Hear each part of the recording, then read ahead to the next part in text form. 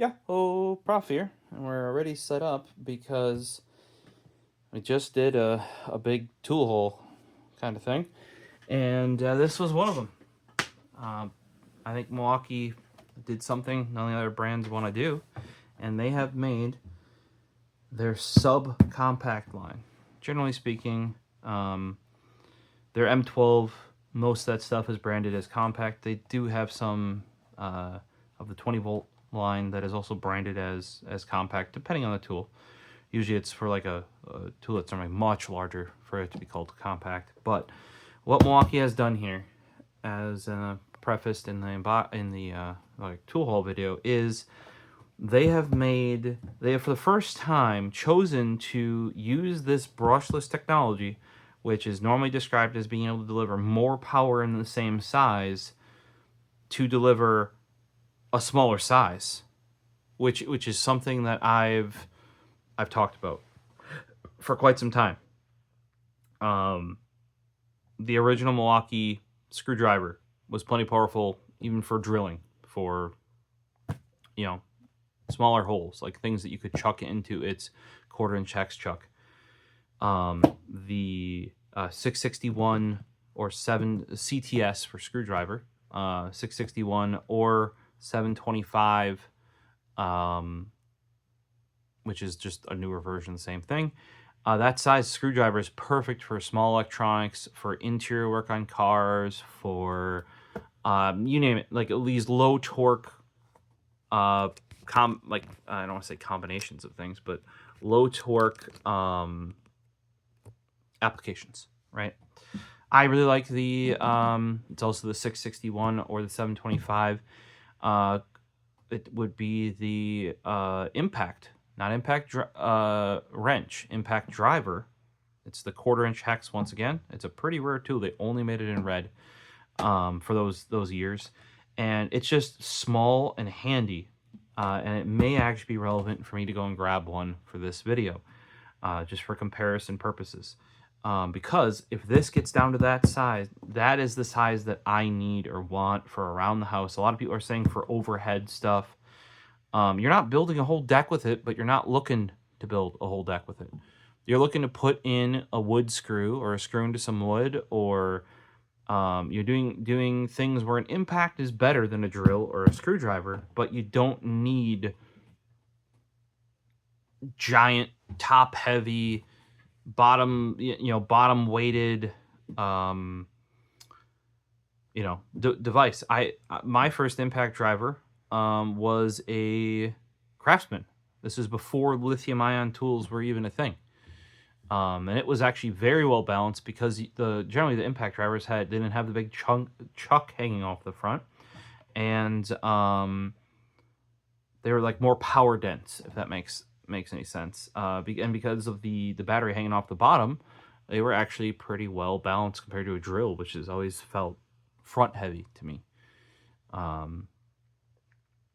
This is pre-lithium. That was my only tool, I want to say, that I personally owned pre-lithium. And then I didn't even enter lithium right away. I went with the M12 because most of what I do, the smaller size, especially just around the house or in the car, or just the stuff I tend to work on, I'm not working on and to be truthful, I've actually helped build a deck with my M12 impact. There's not, like, with that, there's nothing preventing you from doing it, especially if you go with the fuel line, which is my recommendation.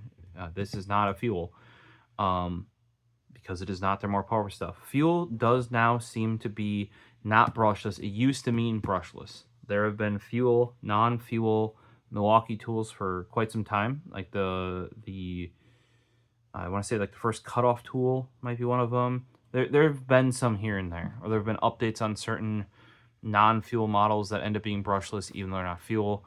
That's kind of what's happening here. Is fuel now means the more powerful version. Like this only has a 3/8" chuck, whereas the fuel version has a 1/2" chuck, and they have the amount of power and torque representative of their different sizes for the types of bits and drill bits they can take. With this, it was an amazing deal too. Couldn't pass it up. This plus the bit set here was $160. Normally, I think there was some places I picked up at Home Depot, but there were some places that sold just the set for $150. For me, I was ready during the haul from Home Depot, and the bit set, I'm actually going to give this to my mom because this will be the one that's going to be out in the garage for drill and impact driver. So if she does do that, she now has some impact bits she can use. Because her current DeWalt bits that she uses with her Snap-on screwdriver are not impact rated because they didn't need to be. It was just for a screwdriver. The other thing is she's really badly needed some extensions, and those are in here, obviously. So that wasn't a bad thing. Another thing to keep in mind, I think normally this kit is $200. Annoyingly, if I were to buy one thing in here, it would be the subcompact impact right there. You know, right there. That guy is what I want, right? 120 bare tool. They really do not intend for you to buy it that way. Now, in this case, I personally think, especially as somebody who runs M12, 2 tools, 2 batteries, charger. I really don't need another one of those. I have the 4-bay. And a tool bag for $160 along with the bits, or $150 without the bits. To be truthful, for your average person who's buying this, they might be buying this as their first kit. I would take this kit over the $100 kit when on sale of the non-brushless. Like, it's just Milwaukee M12, the really base level one. I did use that at my on-site job. It'll get stuff done, but I have a feeling that this is going to be, you know, a step up. And it includes most bits. It doesn't include drill. And I actually prefer that if running. I don't want a bit set like this to include drill bits in here, because it's usually only like a 1/4 inch and an 1/8 inch, or a 1/4 inch, 1/8 inch, and what's in between there? 3/16, something like that. Is like, okay, yeah, those are kind of common, but you know, I'd rather just buy a separate set of drill bits. So let's take a peek at what's on the back here. So they're saying how much shorter they are. 4.3 inches. And we can get to size comparisons in a bit here. I think I gotta go upstairs and get the drill that I just cleaned up back then. I'm gonna be putting a chuck on. But I have 1st gen, 2nd gen fuel drills, as well as I don't have my 1st gen impact anymore, but I have my 2nd gen one, which is the same size as the Surge. Which is pretty common. Like, people are used to that size by now. Charger, close friend of the channel, actually has my 1st gen, sent it to him with 3 very early M12 batteries that were, I don't know, 50%. He said he could use it though, and rather than it getting chucked out or donated, rather give it to a friend. That's where I'm at with this sort of stuff. Spec-wise, I don't know how these compare to other ones. We could go into that. I really don't care, because you're not buying these for the specs. You're buying them for the weight and the size.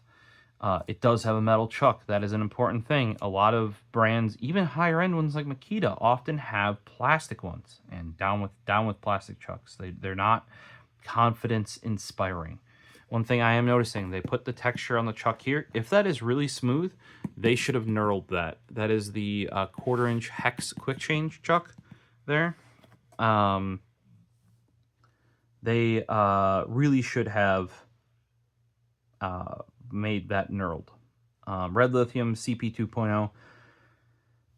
That is the updated battery, but that's the updated battery from like the 1st generation fuel, I think. I'd have to go look at my batteries. Like, that's not a new battery. It's probably the bare minimum needed since it's a brushless tool. Like, you probably couldn't even use the non-red lithium, you know, because there was the XP, I think, for the 4.0s, or the something like that, where it was stacked. That's when they introduced the batteries with like the base on them. And yes, they didn't originally have the extended batteries. They only had these little guys, which I mostly use. But certain tools definitely like the batteries that have the 3 additional cells on the bottom, a little bit taller. You know, Snap-on did the same thing when they made their 14.4. We probably won't be looking at these bits. These are just shockwave impact duty bits. you know, my recommended brand if you are going to purposely go and buy bits, Milwaukee's cases used to blow donkey chunks. I have one over there. I think I've shown it before. This seems better. The downside of this is it doesn't look nearly as configurable. It does look taller than my DeWalt cases, so you can fit this. I don't think that's a 6-inch extension. Let's use the new Milwaukee stud tape measure that will be in a future video. Yep, that is a 6-inch, so it can fit 6-inch bits. I have need of a case that would fit 6-inch bits, but that only really has room for one, based on how it's laid out. I'd love, because the DeWalt cases I use cannot fit 6-inch. You can fit dual 3.5, like this side and that side.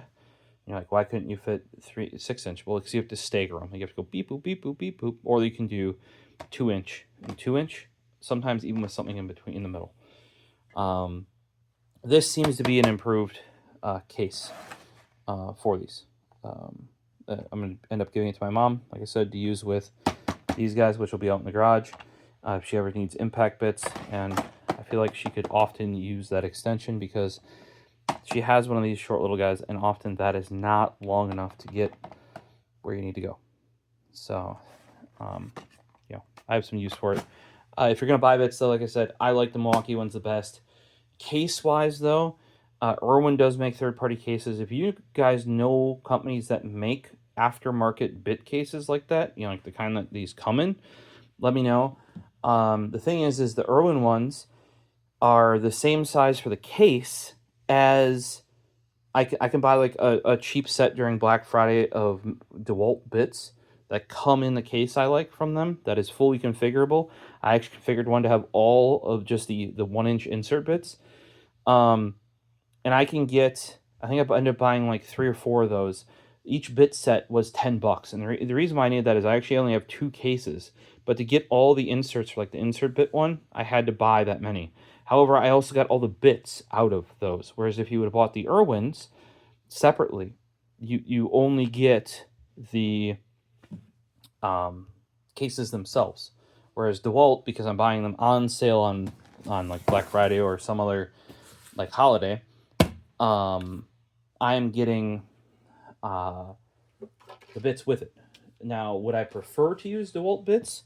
No. Often, also, those DeWalt bits are the non-impact rated, I think they call them max fit bits, like this, or they were when I bought them.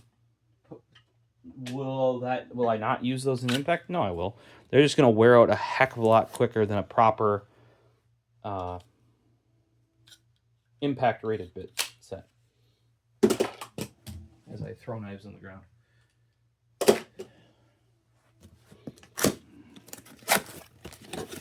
Let's see what we got in here. Okay, so I did pack it in the tool bag. Empty. There's the thing that says I didn't steal it right there.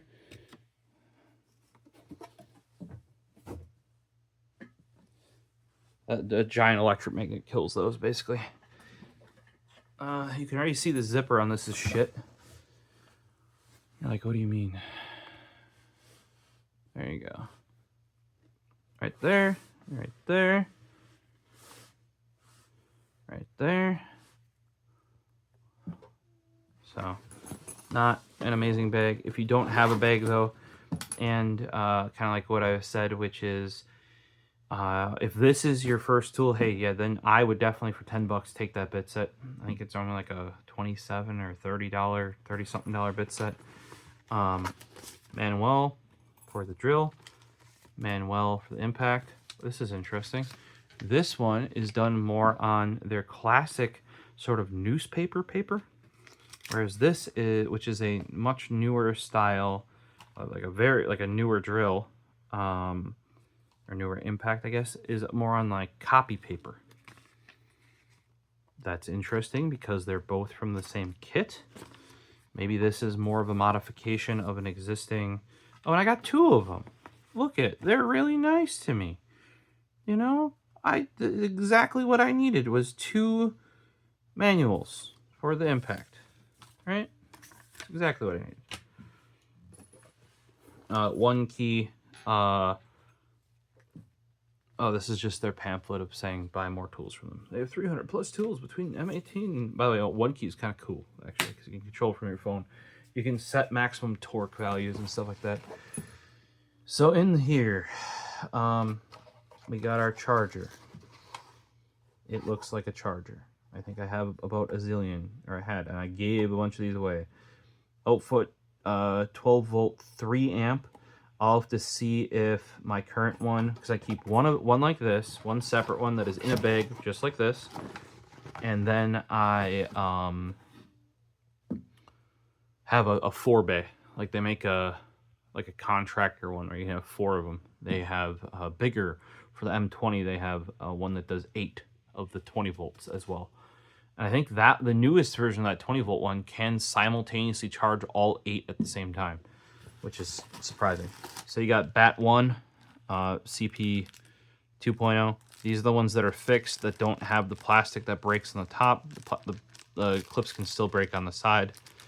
Like I said, my guess is, because this is not as low cost as their non-brushless. A lot of people are thinking that this is going to replace the non-brushless eventually. But you probably need, at minimum, the red lithium CP 2.0s just to support the brushless, because when the original brushless came out, the new batteries, the CP 2.0 and the XP 4.0 had launched with it. So you got 2 of those. You know, the 2.0 is 2 amp hour.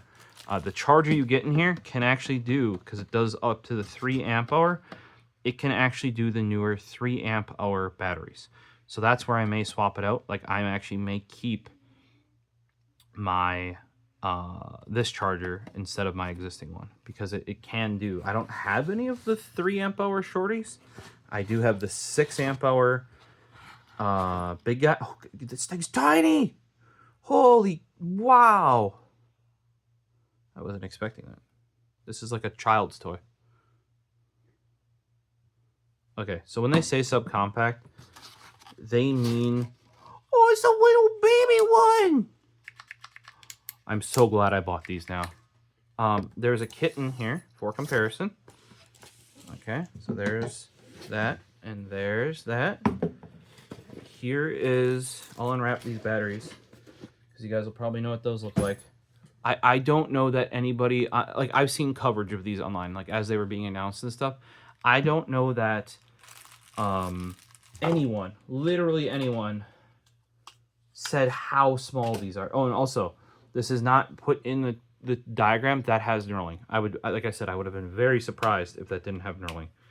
And it is a proper pull out to eject. Here, well, here, Milwaukee's not gonna like me. Matrix carbide recalled bit into the subcompact. There you go. Look at that guy. Yeah, and I do not have any of my pre-red lithium 2.0 batteries. I actually think I just threw the last one, like my oldest battery that was from my original fuel drill. Like, I just threw that out the other day, because those were still the original design of those, where it wasn't screwed from the bottom like that, right? And it was actually snapped. Like, you can see like our little ridge left there. This top part used to snap onto this. Not now. What they do is, this is sort of like a thing. There's a screw in here. You take the screw out, and this black part snaps off, and there's 3 18650s in there. That's how that's now done. The older design, like, you would actually crack, they're like little clips where this part clipped on, and they would actually break the clips eventually, especially when you were using it on an impact. So on some newer ones, this would say like fuel, or being white. I do like that they put rubber on the back. you do sometimes still push on the back of your thing, even though you're not supposed to. They still did it on the drill. Also, if you do drop it, often it wants to hit the back of the tool because that's where the motor is. So it'll end up like this or like this. It's just nice to have that bumper on there. I usually take off these clips and store them. I never use them, and if anything, when I'm installing crap, they get in the way. Let me know, do you guys leave or use these metal clips on there? I personally would do this, what some other people have done, which is remove those and put like bit holders and stuff. That would be more useful to me. I personally still think the way I've used mine. Here, for example, you can look at my screwdriver. Here, things are already scraping up the sides. I don't need it to be any wider than it already is. Let me grab some other tools.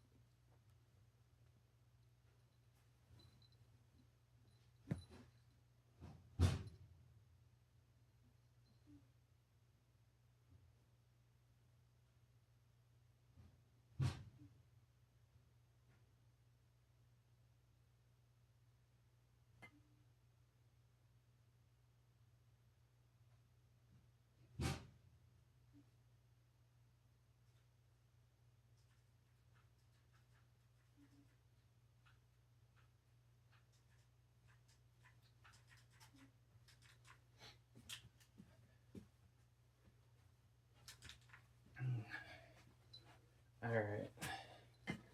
So I brought some comparisons. Second gen fuel, that's specifically the hammer drill, so it is that much longer, potentially. First gen fuel impact. This is the same as the size dimensionally is the same as the Surge. I think the Surge has 3 options. I hate these sort of capacitive, like smushy buttons. You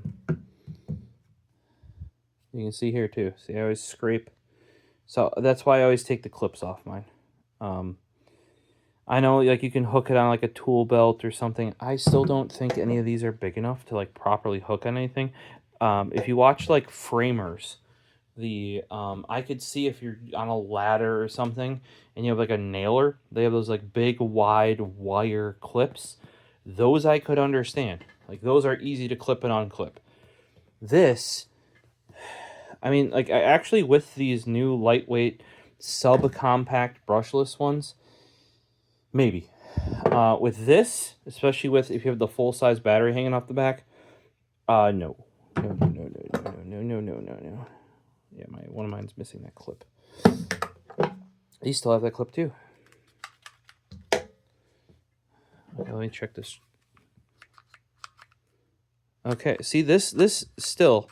See how far back that trigger goes? Here is the first gen impact. Goes a little bit further back. Travel, just a little bit further back. All right? But look at the second gen fuel drill. You see how far proud that is? It feels like there's no, like, you have that stage and then all the way down. It's like half or full.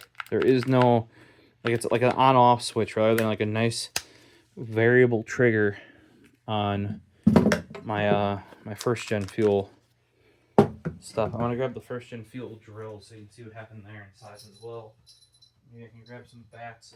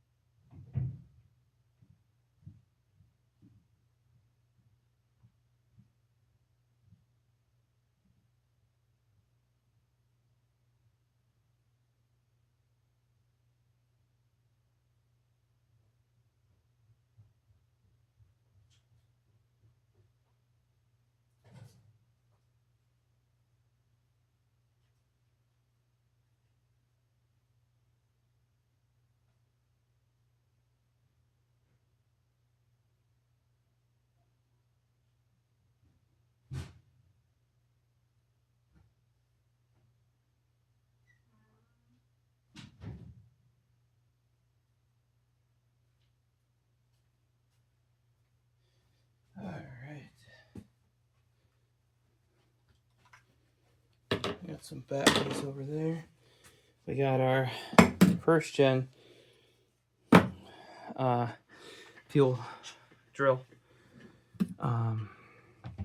This is the one that needs a new chuck. And I actually took this piece down here out of my screwdriver, and I have a new one coming for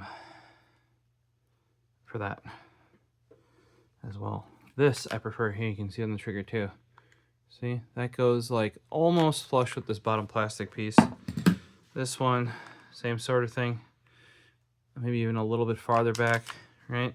That's why when you're used to using this guy, I think this has a better balance too. That has all this like nice 1, 2, 3, like it's got this nice progressive trigger, and then this one just, it's like, yeah, a little bit or all of it. The other thing with the second gen, and you might be able to see if I zoom on in, I made a whole video about this. This sort of back part here really pinches you, and your hand, like you're supposed to be down here, but your hand ends up riding up more. You can even see the outline of where it is, because this got bigger. So it's got this whole bottom chunk. The other thing that did is it actually made this much more top heavy, because you're further away from this. Whereas if you look here, you can, I don't know if you guys can tell, but like there's a whole bottom chunk. Like the part below the drill is taller on the second gen. And you can also see the direction that I was talking about and how it's getting shorter, right? The selector is shorter. There's no longer a dedicated switch to go directly from drilling to screw driving, which I thought was super nice, because you could drill your pilot hole switch, then put your, you know, whatever chuck level, like basically that skips the chuck altogether is when you go to that. Whereas on this guy, you have to go all the way to the end to drill, and then all the way over to hammer drill. Yeah, this, because, and then this part where you can even see it's like creased. I don't know if that's showing up well in the light, but it just gets your hand wedged, like the web of your hand wedged in there, and as you go, your hand actually, and you almost want to use your middle finger to pull the trigger, not your pointer, because of how much farther away you are from this motor. And it's so much more front heavy. This is a worse balanced tool than the first gen fuel, which in my hand, this feels a million times better. There is no crease in the grip, right? There's a much more pronounced like bump there too. This just, even though it's a bigger tool, it fits better in the hand. But you can see even here, if we line up, I don't know if we can even line up here. We line up the tips, the butts there. Even the chuck is shorter though. So if you line up where the chuck is, there's the metal lines on the chuck. It's actually like that much shorter. So the whole thing got a lot more compact, but it also got, if you look, the butt end, this guy is way skinnier than this one. And that is actually something that my mom prefers about the snap-on tools that are either the 7.2 or later on the 14.4, is that because they don't have to put these 3 batteries in the grip, you know, that width of the entire tool can be much, much, much skinnier. But yeah, that's why I'm getting this guy fixed. Is right now the run out on the chuck is like, you might be able to see that, but it wobbles. I mean, here's the battery from it for those wondering. Number 1. There were actually ones before this, but I didn't number them by then already. So 2013 is, I believe, when I remember getting this first gen fuel. It is a 2403-20 drill driver. I don't even know if the hammer one was out yet, or I might have preferred this because they are a little bit smaller for the non-hammering ones. Like I said, there's usually like about that. Like there's got to be room for the hammer function there, a little bit lighter. But by this time, I had needed in the past the hammering function, and had to borrow other people's tools. So I was like, hey, I'll get that one. That's not why this one is worse. It's worse for other reasons. But yeah, so that this sort of thing, I feel like the Gen 3s did this same thing, but even more. You can tell by how rounded the back of this is, and that's what I meant. This used to say fuel brushless. Now this just says brushless because it's not a fuel product. Even if we hold this guy up to the 2nd gen fuel, it's literally shorter, like it's the chuck shorter, or nearly. Okay, if we line up the chucks, let's retract these. There you go. So if we line up the ends of the chucks, there you go. It's basically, the compact is the size, the same as the Gen 1 to Gen 2 shorter, like that, but again, also this weighs, so this is the 3401. You know, this is, oh, and it has proper trigger travel. A little twangy, but it is brand new. Now it should be noted, this is, oh my god, it's so much skinnier right here. That is where this thing is so fat, is right, there's actually like a ridge right there. Right there. And that is why and there were actually comments on where I complained about this thing. Where they run it like I do right here. With the middle, you actually pull with the middle finger and you line it up with the pointer finger. And you have to do that because of where this ridge is. Like, it's so much thicker right there. Whereas you grab this compact, and this is right in line. Your thumb is right in line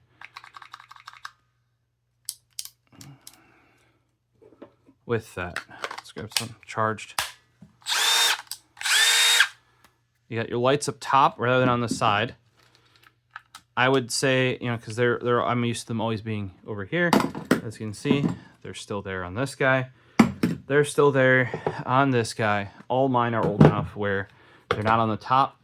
They're on where this side is. But my guess is the reason why I had to put them here is because there's not enough room right there. Because this is so much.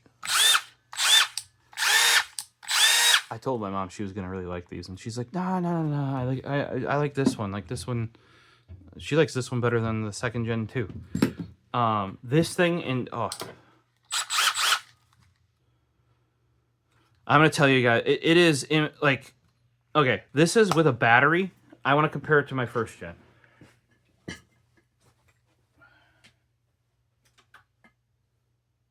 Zeroed out 1st gen. Oh, hold on, please stand up. 2 pounds 8 ounces, so 2.5 pounds. Second gen.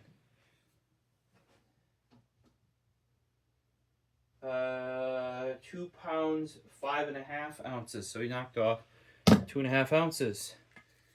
Subcompact. By the way, neither of those are considered compact. Subcompact. 1 pound, 9.5 ounces. So this is what I'm talking about. This is nearly a pound lighter than my first gen fuel. Like I said, with the battery, I think it comes in at the same. Let's find out. And this is an older, this is a 2021 bat. Not even 2 pounds with the battery. All right, I do have my first gen.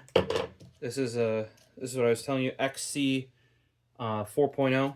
Like I said, this was my. You got one of the small CP 2.0s and one of the XC 4.0s with this original fuel drill driver. And like I said, that's probably why they haven't, because the brushed set actually comes with, not with the 2 amp hour, it comes with the 1.5 amp hour. I think there's some logic in the red lithium ones that require, God, this feels so weird because this is such a light tool. I am 100% with them. They were correct in shipping with only the compact batteries, because this just made this thing a billion times bigger. It made it feel so much taller. So this is still only 2.7. So even if you used the bigger battery on it, which I do not recommend, you are still lighter than the fuel drills. Yes, those are 1/2 inch chuck. This is 3/8 inch chuck. It is, however, still a metal chuck that does protrude a little bit once you get out. Let's see if we use a, because often what you'll be chucking in is 1/4 inch hex stuff. I think if you chuck that in, you know, once again, we'll throw in a matrix carbide bit holder. There you go. Yeah, what they aimed for was, if you put in 1/4 inch hex, which is like most stuff nowadays, it doesn't protrude from the front. For some reason, we're focused on like random shit. See, so if you put in 1/4 inch hex, it does not protrude from the front of that 3/8 inch chuck. This thing's spitting off a lot of air too out of the back. Way more than these do, that's for sure. Let's see, does this have torque on it? It's only got the rip'ems. I'd have to look up torque figures. But obviously this only has that 3/8 inch chuck. But handy. I can see why people were saying you want this for overhead work. The air spitting out the back of this thing makes it feel like it's ripping. Let me...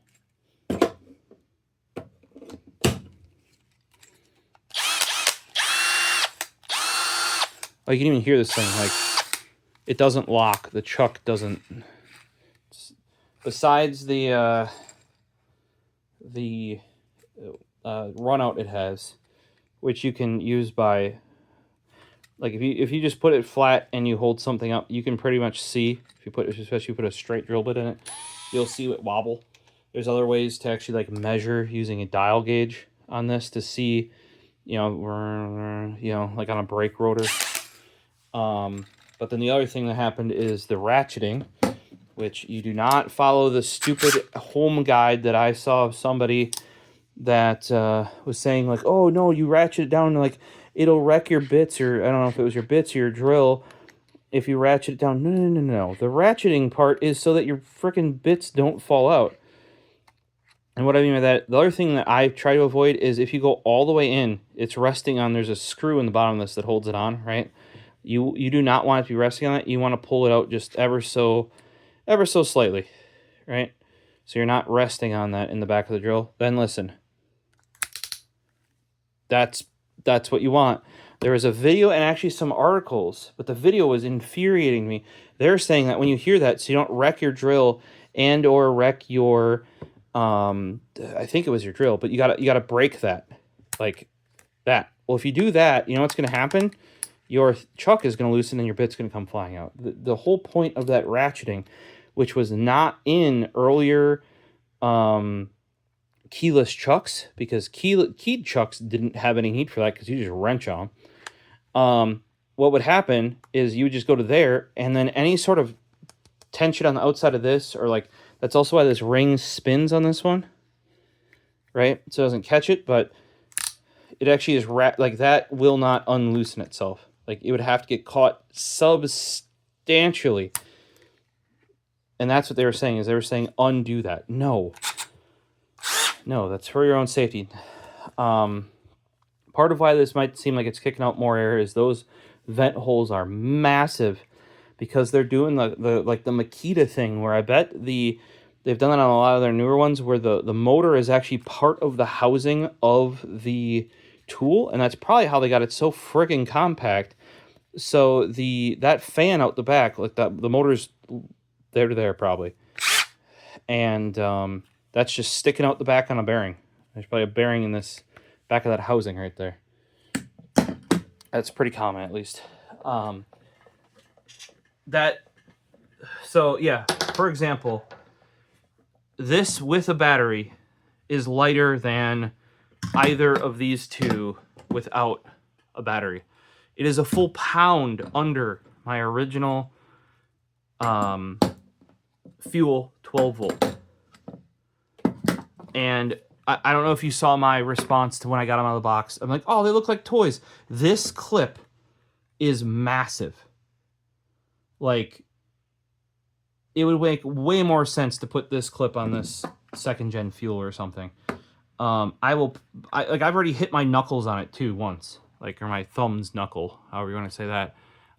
It is way too big for the tool itself. I love the grip on this though, because like they've tapered it towards the front. This one also was like that. It's just straight tapered towards the front, tapered towards the front. That feels good. Okay. This guy, because they had this whole chunk of shit here, this has been pushed down. Like, this is so much thicker, and this then because it's been like squished like in this region to try and make it smaller, the ergonomics of it got worse. That's why you see like the creases in the back. That's where your hand's gonna all get stuck. It's not big enough back there. They should have actually made it wider and thicker so it doesn't pinch your hand. And then there's this weird lump right where you want to put your thumb when gripping that actually makes it especially thick. And I talk about this when I review mice, right? It's especially thick right here. And that's right where I grab. Now, middle fingering this, that's kind of how I got around it. And I heard from a lot of you guys that is how you do it as well. Even on the 3rd gen still, is you have to use your middle finger. Snap-on ran into the same thing. If we use our toggle trigger, we are right up. See that? Right up on that. I love the closer you can get my hand to that motor, the better. And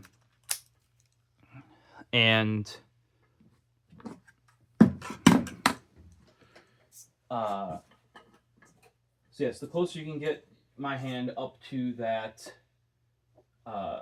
motor area, the better. That's also why the DeWalt screwdriver is so nice, is they actually intend for you to put your finger right there when using in drill mode, and you're literally controlling right where it's going. It is a screwdriver. This is also a screwdriver. However, Snap-on did make impacts with that same design. However, when they went to a drill, and I can go get my nasty one in the other room that I still haven't cleaned up, they did this annoying thing where I call it like a turret. They had this lower part down here back in, rather than just putting the trigger right here, which is what they should do on the Snap-on. They gave it a fucking chin. Or a turret. You know, like that little... I didn't need to. Oh, this thing is so disgusting. I need to clean it up. Unless I bought a new one. This is the only way I could find a 760 one. This is the non-brushless. And this is the one tool I was missing from the ones I was looking for. This is only a 3/8 inch drill. But you can see here that I want to grip it up here. But you can't because it's a drill, they had to add this stupid little ridge, which then puts your hand down here, and you're not getting your hand up there. So I have to do the same thing. I actually put my finger over this light here, my pointer finger, and I use my middle one. That's the way I can get my hand up into here enough to and it's all because of this little fucking drop down.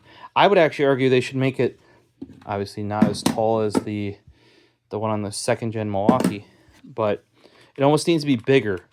So then you can just admit it and use your middle finger instead of using your pointer finger. But right now, basically when you go to use this, if you're used to their impacts that use the toggle trigger, or their screwdrivers or any of the other ones that use toggle trigger, like you clip that right there. And it's even worse on this extended like turret lookout post slash chin. And the worst trigger on this one does not help it. This trigger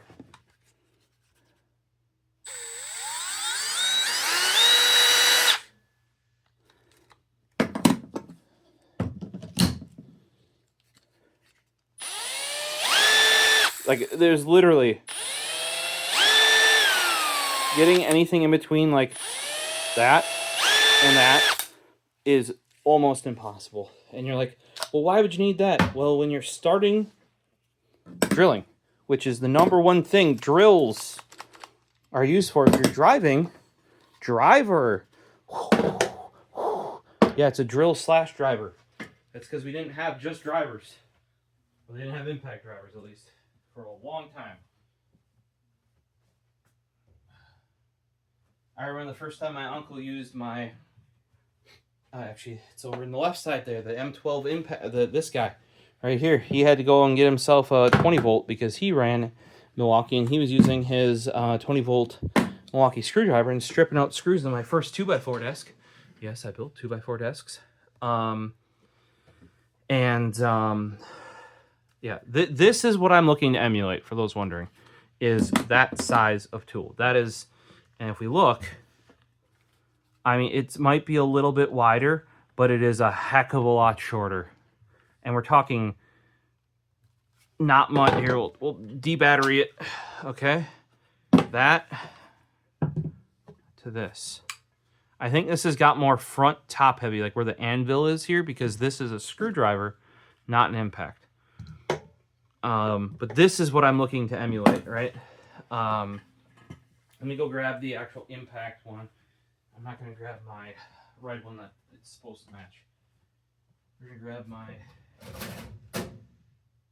custom yellow one. All right.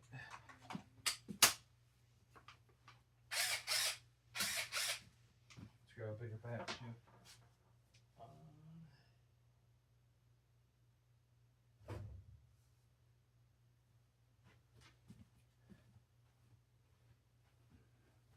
So this right here is the tool that I think that, not this guy, because this is a screwdriver.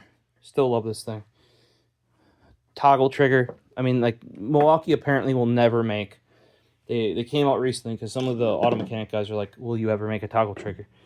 And they've said, like, basically no. Because people either love it or they hate it. And that's not what they're going after. I think they should do it. I think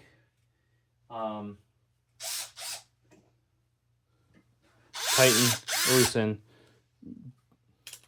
changed my life. Literally, a big customer of mine, still to this day, the first time they ever paid me, they paid me with this 10 years ago.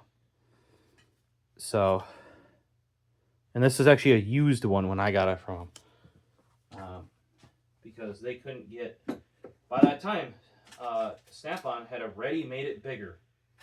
I didn't want the bigger one. I wanted And I was eyeing it up a couple times out there. Like, oh, are you really interested? And I'm like, hey, can I use it on the job today? And they're like, yeah, I don't care.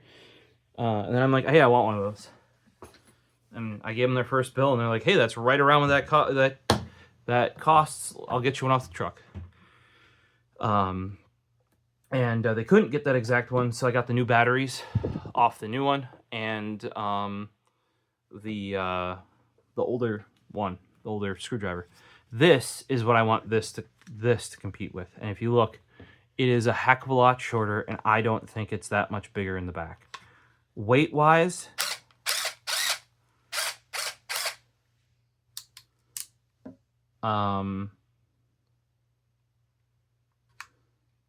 subcompact impact driver. Like, this is the first tool for an impact driver that has ever gotten anywhere close to touching. This is a CT, not CTS, CT. The CT line has always been their impact line. 725 AHV. This is actually a Q for quick change. It's not on this one because they didn't make, this is a custom one that I made. They did not make the quick change variant with the 1/4-inch chuck, which is what I mainly use, in yellow, which is what I use. They only made it ever in red. They had a 661 variant and they had a 725 variant. The 725 impact non-quick change came in yellow. So that is where the housing came from. Then I had, because they don't sell this one anymore with the smaller 7.2 volt batteries, I had this rebuilt, and then I put, this is like, it was a lightly used, from a lightly used shell, and then I sold off the red shell with the impact on it. So this is what I'm looking to replace. Not even replace necessarily, but because this is not cheap. I mean, like, you could probably get one of these for $100 for a bad one, like in the normal red color, or $150 for a good one, is what I would say. It's still used, by the way, because you can't get them new. This is definitely longer. Like, that is one thing I noticed, is that the grips on these are long.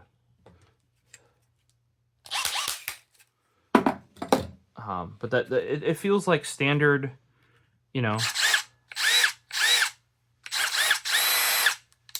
God, these things rip for how small they are.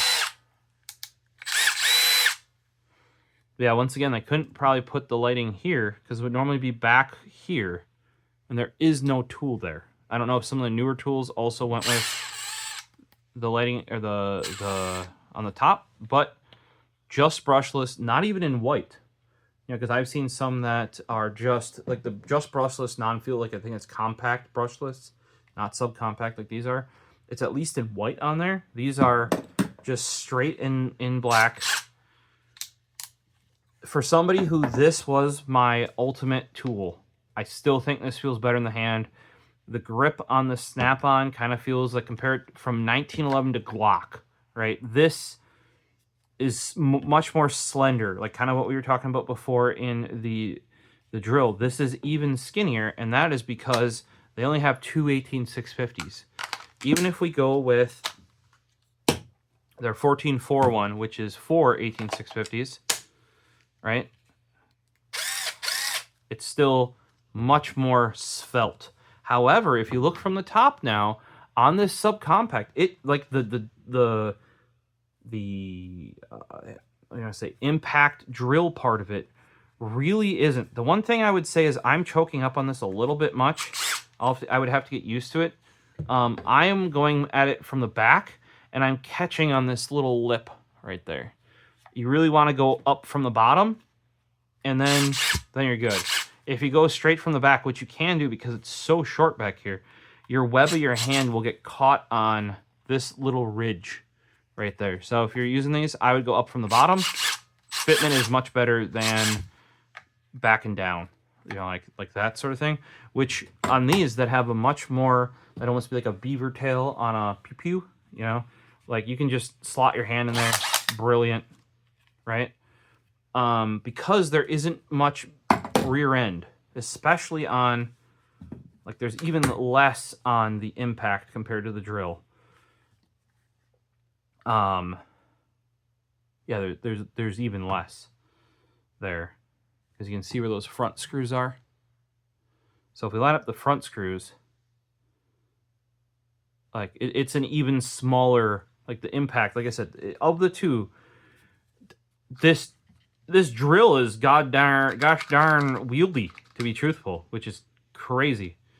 I do find it interesting that it has a side-to-side switch rather than a front-to-back switch. I don't know if they did that in the 3rd gen, but the 2nd gen is a front-to-back switch. If we went and grabbed the Snap-on, it's a side-to-side switch, which is interesting. I think technically, even if it's a side-to-side, it's actually pushing it front-to-back. You just have leverage because you're moving it this way and it's moving it this way. Whereas on these guys, when you move it, you have no, like, it's literally just like a lever. Like, you kind of gotta, oh god, this trigger is just, it like, it should go another 1/8 of an inch at a minimum. The dimensions, like I said, every time I pick this up, I'm like, oh. And I bought it because I think it was one battery. It was a bigger one, like the 4.0, and the drill for $80 back when the replacement chuck for this guy was $50. And I was like, I'm probably better off after having this for however many years. Better off just getting the new drill. And I don't like it. This thing still fits better in your hand. Holding this in your hand versus this is insane. Now, we've discussed, this is only a 3/8 inch chuck. It cannot do what this guy is doing. But I'm guessing it can get quite a bit of the way there. I don't know if you guys have ever had stubby drill bits. I had stubby 1/4 inch drill bits that I would use with my screwdriver, actually, but way back in the day. They're like little shorter ones. This would be a prime candidate for using stubby drill bits. Like, and if you're going through metal, which is what I was doing a lot of the time, or only 2x4s the short way, stubby drill bits will get you there. So I think these, like this guy with a like, why do you need a 6-inch drill bit or something on here? How long are drill bits normally? Like that long? 3 and something, 4-inch drill bit, whatever. Unless you're drilling through something that deep. Otherwise, I wonder how this would do on metal using step bits, metal or plexiglass using step bits. That would go into that. They're, a lot of those are 1/4 inch hex chucked. So that would be something interesting here. There's a split ring that holds the front of this on.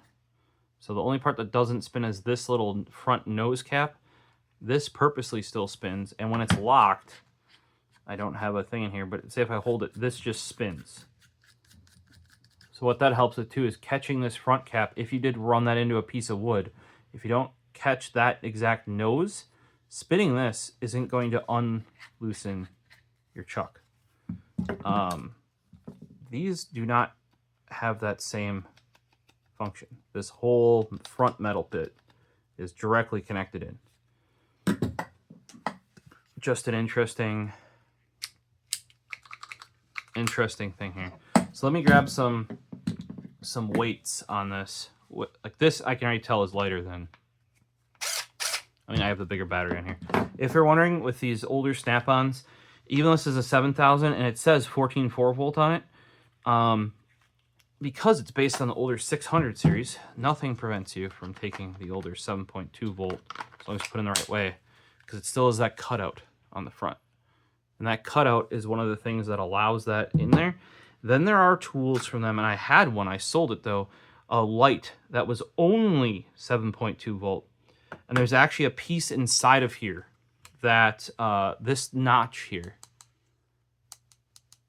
cannot go in. Because if you look on the 14.4, the notch is on this side, and on the 7.2, it's on this side.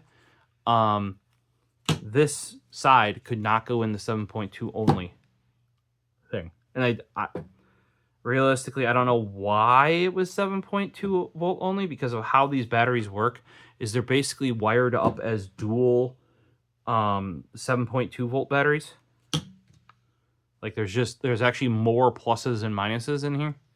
Because like this one only has 3 on the left side, and then that one for batteries, and this has all 8 of them populated in there, right? So it's literally just connecting you to both the top batteries and the bottom batteries. So you could just not use those terminals if you had a 7.2 volt only tool.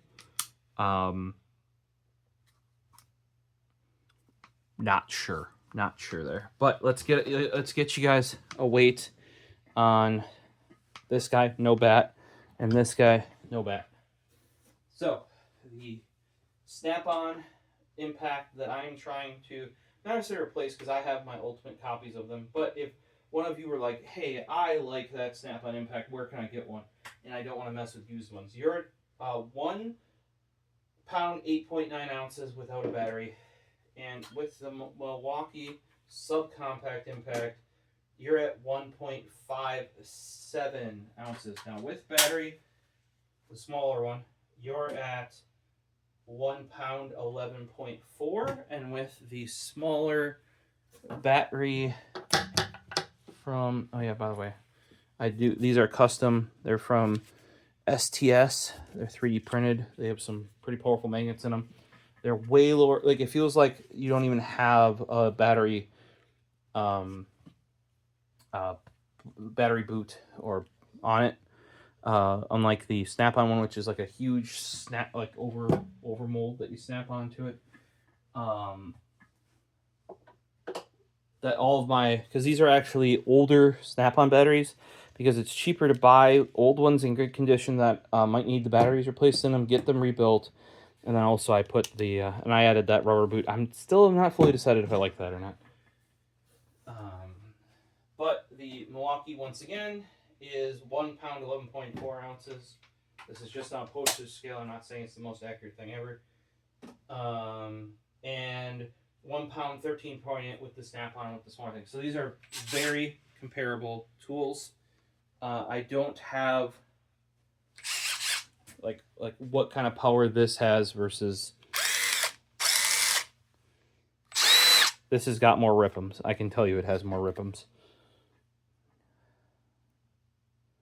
3,000 rip'ems. This has supposedly got 2,000 rip'ems. So, and generally speaking, there is a torque component to an impact driver, but faster means you drive things faster until you get into the bigger fasteners, which neither of these would be the ones that you're doing those bigger fasteners with. Now, when we're talking specifically Milwaukee tools, now that is not the Surge, but it is the same dimensions as the Surge, right? We've been over that a couple times. And the Surge is like one of Milwaukee's. I know a lot of people that switched over specifically when the Surge came out. This one changed the whole balance, where the whole the hammers and the impact part is up here, and they moved the motor back so it's more over your hand. Whereas on the original M12, it was more like the drill. You know, imagine your drill here, and on the front was the big metal dome started where the chuck starts. So it was way more forward heavy, just like a drill would be. But they kind of like reconfigured everything so that the weight, like, it's much more centrally balanced and the weight is over your hand. That is actually how my old Craftsman used to be. That took NiCad batteries. This thing is still very, very handy in the hands. You know, like I use this all the time. I often will use the snap-on because I have the bigger one of those as well, which has way more power. Their impact driver, Snap-on's impact driver, is like the big one, is based on their impact wrench. So it has a heckin' lot of torque. Whereas impact drivers usually go for pulses per second over full-on grunt, if that makes sense. People were actually modifying before the newer one that does the 550 foot-pounds for the impact wrench came out. They were actually modifying like the impact drivers into impact wrenches and vice versa. Like people were just toying around with that in, I know on the Milwaukee's, some DeWalt's and stuff like that. As long as it's good enough for me, I mean, they're just playing with it. You know what I mean? This is a 2650. This one was 3,000 rhythms. We can take a look at it from the top. Here's the ass end. The whole thing is just, by comparison, a ton smaller. And yes, I understand the 3rd gen impact is quite a bit smaller. It's also quite a bit wider. You have to remember that back in this era, they're still tapered, pretty skinny in the back, and they go forward to about here at the thickest and then significantly taper. The newer ones are much more like this compact, just bigger, where they're very round circles. Like these compacts might be throwing off your dimensions a little bit, but they're like whopping now. The 2nd gen drill kind of starts going in that direction, and you can see, like, if they extended this circle out to where it actually stops down here, which is what the newer ones do, this whole big, and the whole thing goes that way front to back. They're trying to hide some of this guy's badonkadonk back here by putting the rubber on it. It's got a, you know, it's got an ass on it compared to the 1st gen. See, there's just like an air hole and that might even be a lanyard loop there. The way it sits, like I said, much prefer this guy. And with brushless, you don't have to worry about brushes. Like that's the one thing that is a downside of that original screwdriver I have from the M12 line, as well as these. Like this I had rebuilt because it sounds great now. It sounded like a rattly, clapped out 1980s Buick Regal, or pick your car that has not been, come on, please, not been well maintained. Yeah, you can sit down. Come on. No, you don't need to keep pawing me. You can just sit down. Pacer, here. Yeah, come on. No, you need, yeah. What are you doing? Come on. You're not going to fall in the hole. I promise. Yep. For those wondering, this is what happens. Oh, this, once again, is what happens. We get a Keton. And we need to finish making this video for you guys. Even though we have Keton. So, if we want to place this tip, or like trigger to trigger, here's something interesting for you. They line up exactly. I don't know how well you'll be able to see this from this angle, but they line up exactly. And the rear of the grip lines up exactly. Now, if we look from the top, if I try and hold it in this placement, which was front of the trigger to front of the trigger, and here, bottom of the battery roll to bottom of the battery roll, that is our size difference. I don't know how well that shows on camera, but basically the entire ass of the original fuel impact. There was a M12 impact before this, but the fuel impact, the everything that's over your rear here, this whole thing, that's why they don't have the battery lights on here, is because that would end right where the battery lights are there. That whole bit is just gone. Also, if we go back to this look, most of the front of the impact mechanism, now I haven't used these yet because you literally saw me unbox them, and I will, if they're not good, I'll come back later and let you know. But most of the front housing is also gone. So like most of up here where you have this big metal housing that needs to hold the impact, supposedly on the inside of this, according to the box, there is metal on the inside of this for the anvil, right?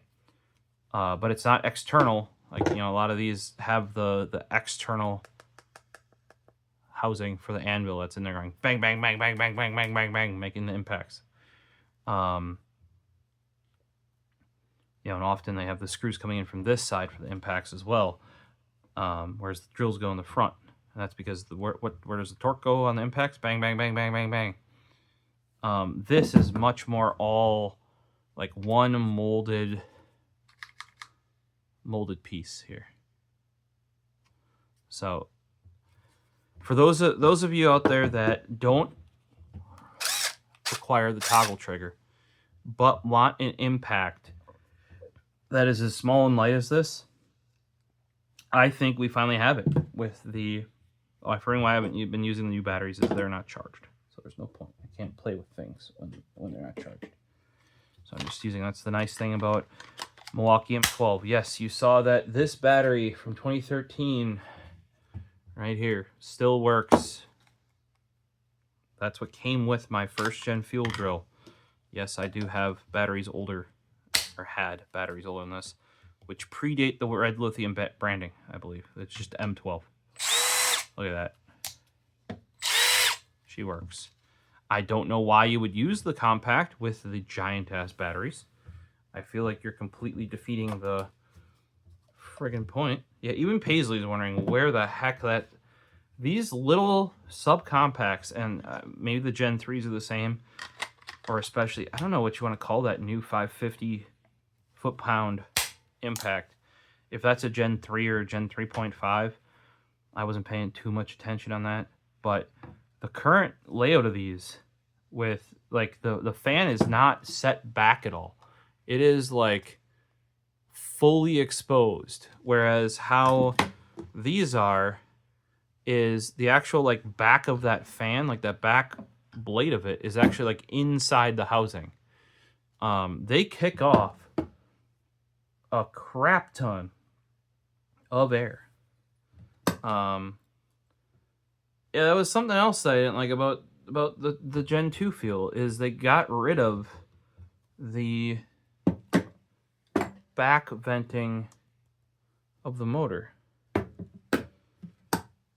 I don't know what they did with it, unless the fan's in, like, the front, which you could do.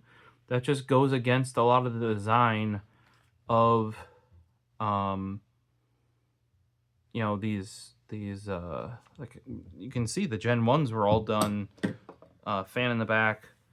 The Gen 3s very much so. Even the brush stuff was like that. Even if we go back to this brush snap-on, go back to the brushed M12. Maybe that's why this one's so awkward too, is if they've changed the orientation of the motor, that could be what's causing this, like, thicker butt with the front heavy chuck. I don't know. I would just say, like, this is not... If your guys are picking up used ones, I would avoid the second gen drill. It is uncomfortable in the hand. I rebuilt our entire mailbox using it because I had to drill through multiple 4x4s that I reinforced with 2x4s and 2x6s. There was a 2x8s. It might have been 2x4s and 2x8s with big long, you know, like the big long drill bits. And when I was done with that, well, I should have put gloves on. Let's put it that way. Check out my previous video showing just like one, literally me on the side of my road talking about this. If I am still kind of flabbergasted because when the Milwaukee M12 stuff came out, it was already so much smaller than any of the competition and Milwaukee's own 20-volt system, right? This was considered compact when it came out. This is especially for the power, because the fuel line, the whole point of the fuel line from Milwaukee was not only did it use brushless motors, but because it used brushless motors in the same size as their previous fuel, or in the 12-volt size range, they could fit 20-volt power with the brushless line. So this, for what it is, was considered small, right? Still feels great in the hand. Notice it also has a lanyard. Maybe I'm just a sucker for the first gen Milwaukee stuff because I've used it for so long. But this trigger feels immeasurably better. As much as it's still a little notchy because it's early brushless, Doesn't feel anything like this is still a brush tool, which effectively has infinite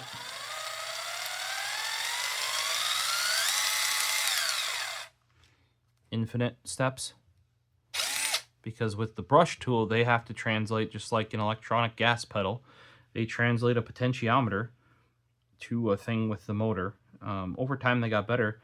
Obviously, with the Gen 2, in my opinion, that was a step back because it's basically got on and off. Or on, half and off, annoyingly.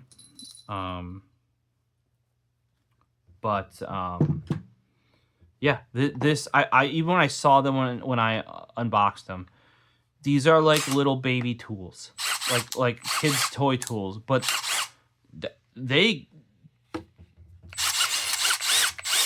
got some oomph to them. Like they got. We'll have to see when I start putting them to use. Like I said, these are gonna be the ones that I give to my mom to use, and that end up in the garage, so that if you just need something quick, keep a couple of these out there. We already keep a couple of the 4.0s out there. I have a couple of 6.0s as well, but those generally stay in the house. A couple of 4.0s go out there, and you can see, generally after 5 years, these batteries go, if you're regularly using them. That the number 2 of that one already went. That one was only at half charge, and I don't know if that's because it was being used or because it's past its prime. But generally speaking, that's why I date my power tool batteries, or any batteries in general. If your lithium ion batteries, like your laptop battery, is more than 5 years old, you probably need to replace it. Or if it's not doing, not holding as much charge, not outputting as much power as you're expecting, 5 years, you about need to replace it. And still to this day, because we keep trying to get more power out of a smaller area, the rough estimate is 20% every 2 years. 20% of capacity every 2 years. And with something like an iPhone, once it drops below 80% capacity, it is actually no longer putting out enough voltage for the CPU to reliably run at the clock speeds that they shipped it at. So after 2 years, if you lost your 20%, you may end up already getting a battery replacement. But from my experience with like laptops and power tools, like this guy's, a lot of mine are 2020, 2021, which is why I was not too sad to get 2 more bats out of this, because I have a lot of them that are coming towards the... I have a feeling if they get thrown into a... Like here, this one's newer. This is number 11. I think we're on like 15 or 16 for one of them. And I've had some that are already gone, that are in between these numbers, right? Like 3 and 4, I think, died well before 1 and 2 did. But they were both these smaller ones. So these are going through cycles quicker because they have less capacity.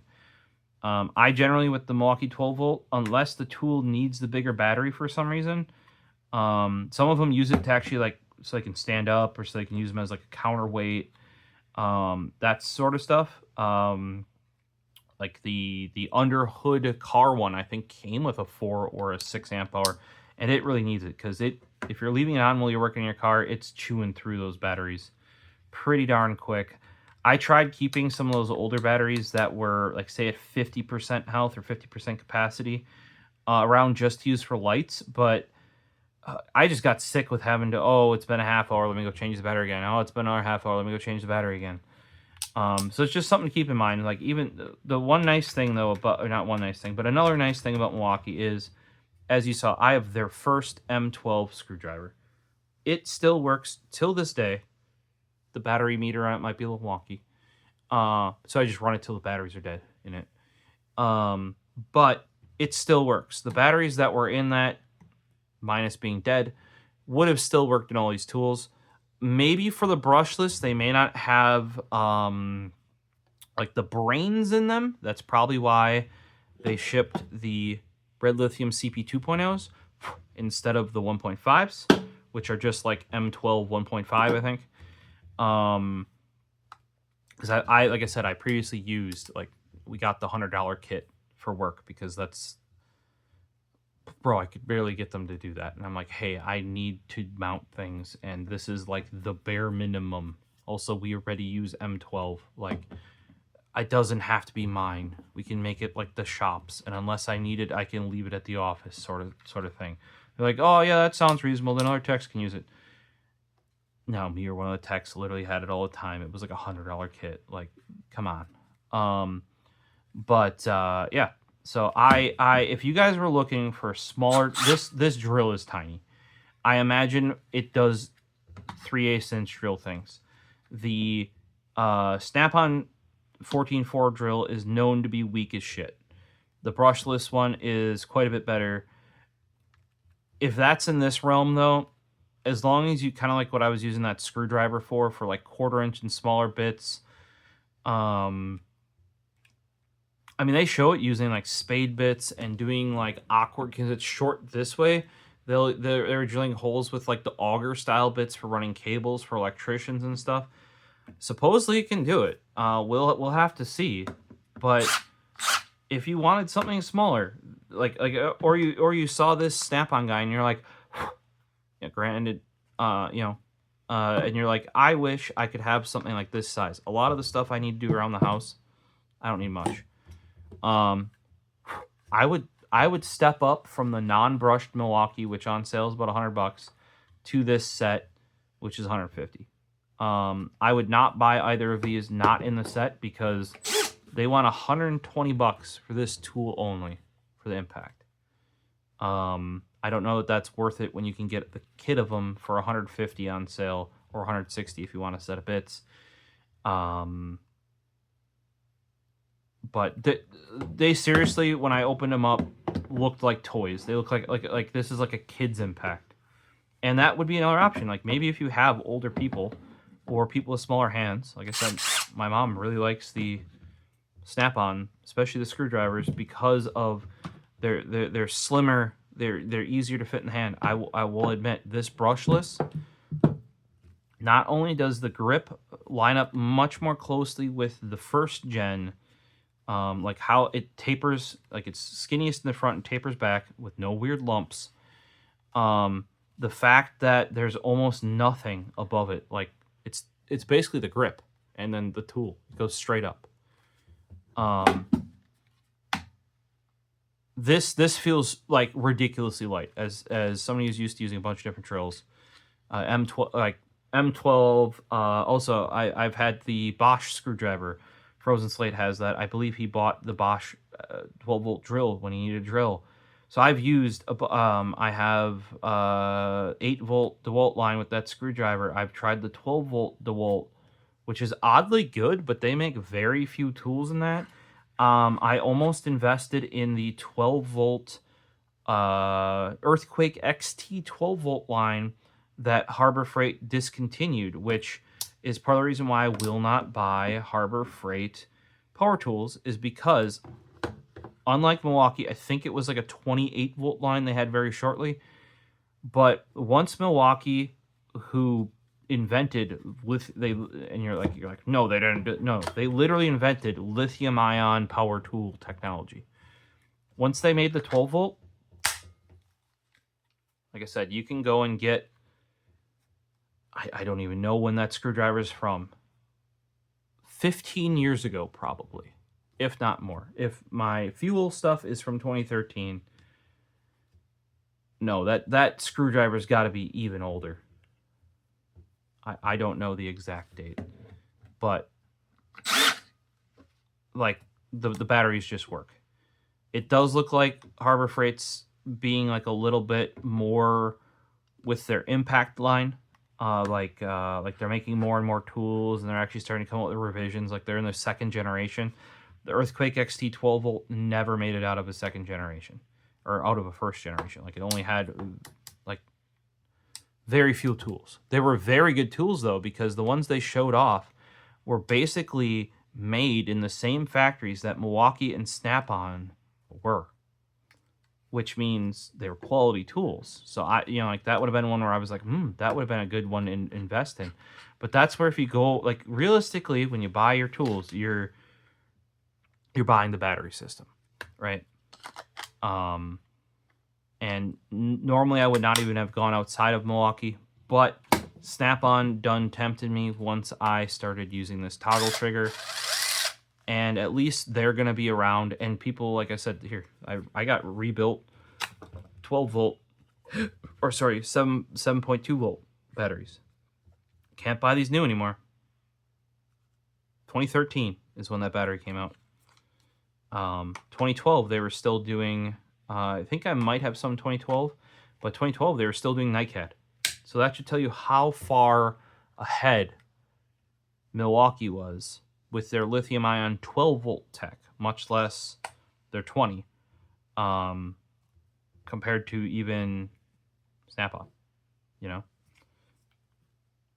Well, if you guys have any questions on these two, Subcompact drill and driver combo, I have not used them yet, so I can't give you a definitive, yes, must buy. But if you are looking for a smaller tool, they advertise as overhead.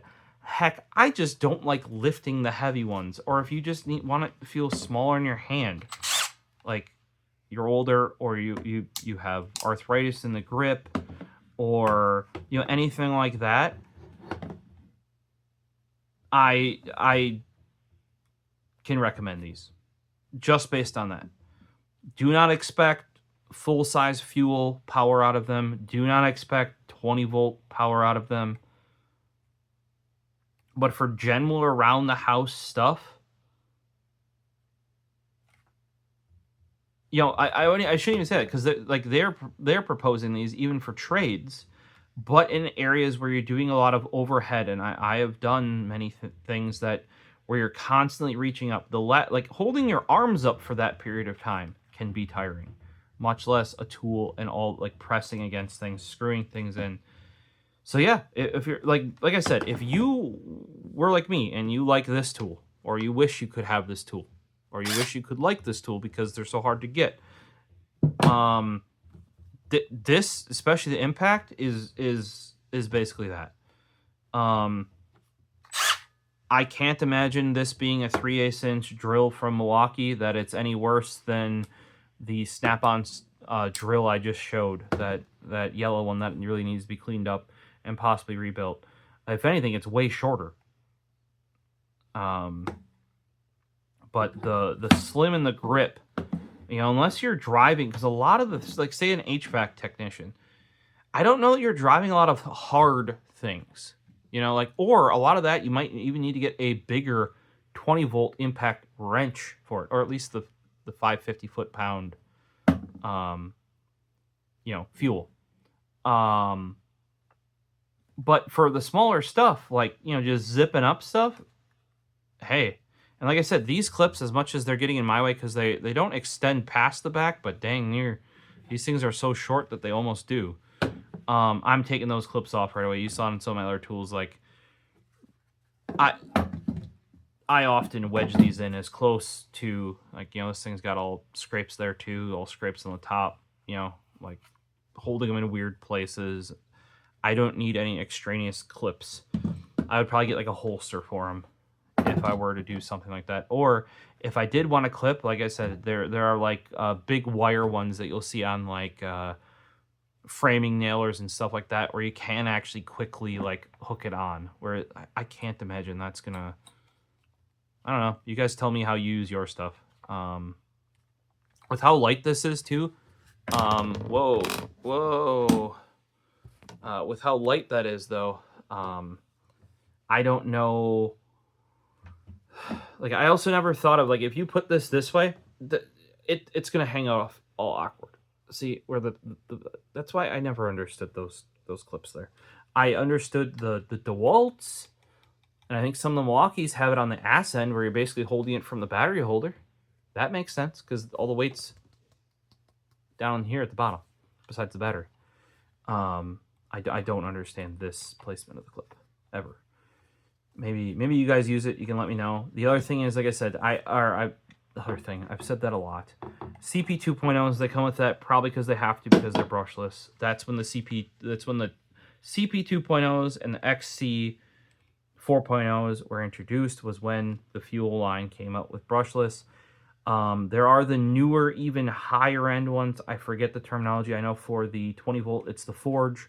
I'm not sure what it's called in the 12 volt. And they've shown, if you want the full beans out of the newest stuff from Milwaukee, like that 550 foot-pounds impact wrench, you will want to get those newer batteries. You actually, like, Milwaukee won't say it because they don't want to make people like buy the batteries that cost like $100 on top of their impact wrench that costs multiple $100s. And then, by the way, if you want to charge those batteries fast enough, you also have to buy the charger. That costs a lot. And no, they don't, as far as I'm aware, make a bundle that bundles all the really high-end stuff together. Like, they don't want to tell you that you need all of that to make it go, but you do. So it's not uncommon to be able to get the performance out of a tool to need a certain level of batteries. I'm not saying you're like your non-CP 1.5s, or even, I want to say the original ones were an amp or less. If we go all the way back to the original M12, those were barely doing lights for me when I still had them. I would probably say minimum CP 2.0 in here. I don't think you need the even newer ones. You know, there's no indication that you do. These aren't like super performance powerhouses. They're not intended to be that. They're supposed to be light. They're subcompact, light, handy, and for the first time, I think ever, if any of you know of any other tools, please let me know, that actually make a brushless tool. And instead of making it bigger and bulkier and more powerful using the brushless, because they can go that route with it, they actually make it smaller and more compact. That is, for a lot of the work that I do, what I am personally looking for, is the smaller, lighter, more compact. You know, you want it to be more of just like you grab this like you would a screwdriver, rather than getting out a big weapon. So yeah, if you guys know any other brands that actually have used the brushless technology, and you know, Snap-on not only made them more powerful, like, you know, kept them, they didn't even keep them this size and put brushless in. They made them bigger and stuffed brushless in them. You know, this is the first time I've seen a brand actually use the brushless technology that makes the power more compact and like for the size, and actually make a smaller, more compact product.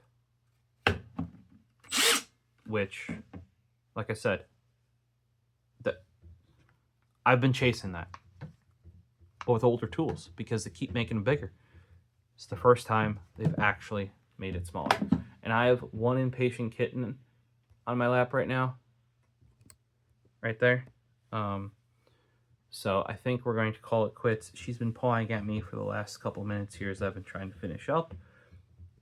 But questions, comments, throw them down below. Probably a long video.